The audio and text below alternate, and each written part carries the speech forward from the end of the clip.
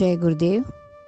उपासना समर्पण योग अध्याय 13 डे 15 आत्मज्ञान से ही दुखों की निवृत्ति संभव, जिसमें हम स्वाध्याय कर रहे थे। पिछले स्वाध्याय में हमने जो सीखे, कितने दुख क्लेश इस संसार में प्रकृति प्रदत्त आते रहते हैं। अमीर गरीब साधु खल सभी एक समान पीड़ित होते हैं, और कोई दुख ना भी हो तो जन्म जरा और मृत्यु का दुख ही क्या कम है। उसी के दुख में लोग तड़पते हैं।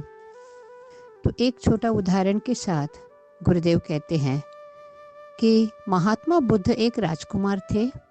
उनके जीवन में अभाव का प्रश्न ही नहीं उठता। वे स्वस्थ, सुंदर और सच्चरित्र भी थे। शारीरिक कष्ट का उन्हें कोई अनुभव न होता था।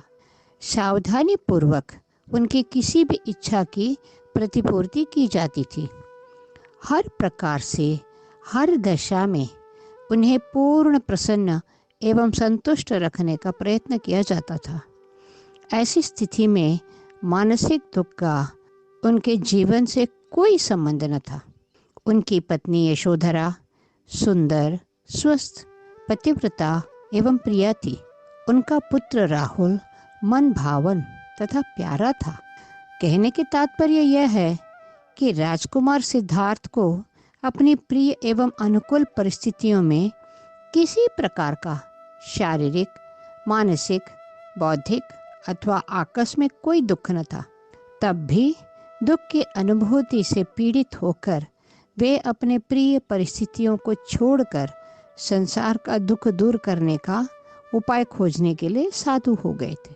तब देखिए, जिस परिस्थिति में दुख का साया तक नहीं, कष्ट का साया तक नहीं, पीड़ा का साया तक नहीं, जिस सावधानी से बड़े हुए राजकुमार दुख की खोज के लिए, दुख को दूर करने और उसके उपाय खोजने संसार परित्याग कर, अपने परिवार परित्याग कर साधु बन गए। राजकुमार सिद्धार्थ केवल एक बार ही अपने अनुकूल परिस्थितियों तथा प्रिय वातावरण से निकलकर बाहर फैले हुए संसार में आए, और क्या देखे वो एक रोगी, एक वृद्ध तथा एक मुर्दे को देखकर अनुभव कर लिया कि यह संसार दुख दर्दों से भरा हुआ दुखालय है। उनका यह अनुभव सत्य, यथार्थ एवं वास्तविकता, इसने उन्हें इतना कातर कर दिया कि आखिर वे संसार का दुख दूर करने का उपाय खोजते खोजते राजकुमार सिद्धार्थ से वैराग्य बुद्ध बन गए। बुद्धत्व को वो प्राप्त कर गए।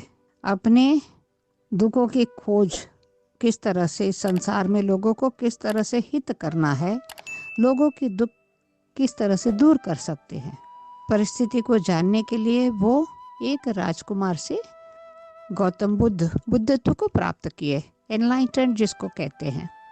वैदिक, औपनिषदिक, दार्शनिक, धार्मिक, आध्यात्मिक और ज्ञान विज्ञान आदि का जो भी उच्च साहित्य है, वह सब किसी न किसी रूप में उन उपायों एवं सिद्धांत को ही विस्तार है जिनके द्वारा मनुष्य दुख से निवृत्त होकर सुख की ओर अग्रसर हो सके। वेद हो, उपनिषद, दार्शनिक किताबें, धार्मिक किताबें जैसे पुराण, आध्यात्मिक का ज्ञान विज्ञान, ये सारे उच्च कोटि के साहित्य हमें इसी चीज़ पे आगे अग्रसर कराने के लिए आती है कि दुख से हम निवृत्त हो और सुख, उस परमानंद, सुख मतलब वो परमानंद के ओर हम अग्रसर हो सके।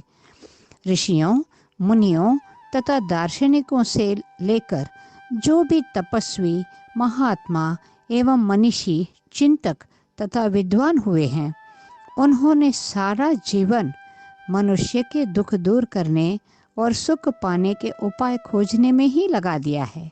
इन पावन प्रयत्नों एवं महान जीवनों को देखते हुए यही मानना पड़ता है कि यह संसार वास्तव में दुखालय ही है और दुख से बचने का प्रयत्न ही मानव जीवन का उपक्रम है।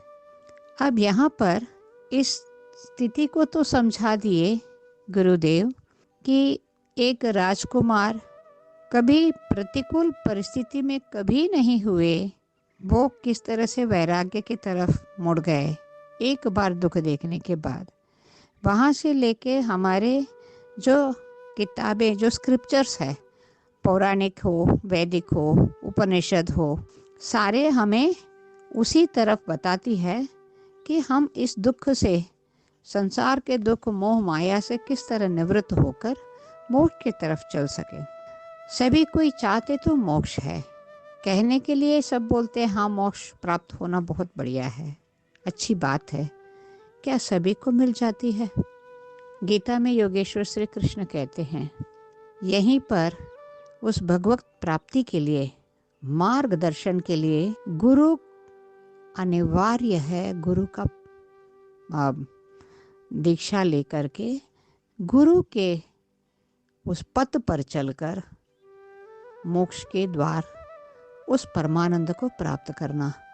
बिना गुरु कोई जितना भी पढ़ ले, जितना भी ज्ञानी, जितने भी बड़े कर्मकांडी बन जाए, मोक्ष की तरफ नहीं मुड़ सकता।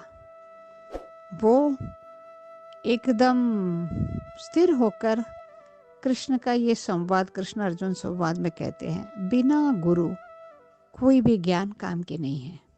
जब गुरु के दिए हुए पथ पर हम चल सकते हैं, क्योंकि तकलीफ चार आदमी का एक ही तरफ हो सकता है, लेकिन हर एक की परिस्थिति उस पीड़ा के लिए अलग अलग कारण बन सकता है। तो अलग अलग कारण के तरफ, एक ही तरफ का पीड़ा हुआ, लेकिन उसके कारण अलग अलग होती है। तो उस अलग अलग कारण के अनुरूप मार्गदर्शन करना केवल और केवल परम गुरु ही कर सकते हैं।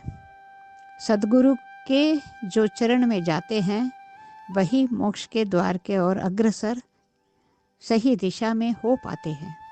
तो आइए हम लोग ऐसे एक सदगुरु के शिष्य बने हुए हैं, उनके दिए हुए रास्ते पे चलते हुए उस परमानंद का प्राप्ति के लिए माँ गायत्री को प्रार्थना करते हैं कि हमारे विवेक हरदम जगे रहे और हम सतपथ पर चल पाए। आज का स्वाध्याय का विराम देते हैं।